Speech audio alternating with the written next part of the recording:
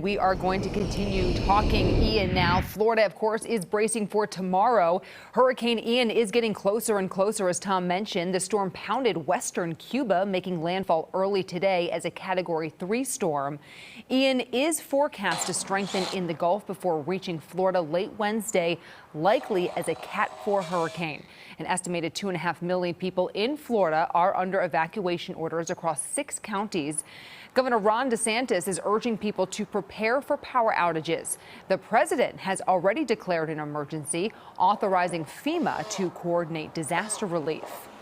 While millions in Florida are told to evacuate ahead of Hurricane Ian, many more are staying put, and some from our area are actually getting ready to head there. Madeline O'Neill's here in studio with us, with the support being sent south ahead of the storm. Well, you can see this is really an all hands on deck kind of situation. For example, local Red Cross volunteers are taking emergency response vehicles from Milwaukee to Florida, bringing food, water, and supplies. And Generac, headquartered in Waukesha, is heading down south today as well. Their hurricane response team will help keep critical backup generators running throughout anticipated power outages. Now they're heading to the Tampa area, but are ready to go wherever they're most needed, depending on what the storm does. Honestly, your home is a sanctuary, so I mean it's important to keep the power up and everything running. We take power for granted, and it's not just in the the eye of the hurricane that it's going to be going out, or a snowstorm. It's also due to the aging power grids. This is something the Generac hurricane response team has done since Hurricane Katrina in 2005.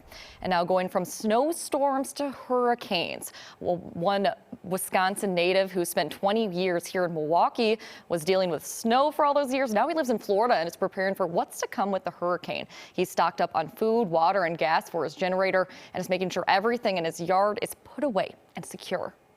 It's the calm before the storm. I mean, we're 12 hours probably from something very strange, very different happening. Hurricane Ian is going to be a big deal. This is bigger than Irma. I was here for Irma. I lived in Tampa then. Now I live in Winter Garden. And this is looking to be bigger than Irma was, which is pretty scary.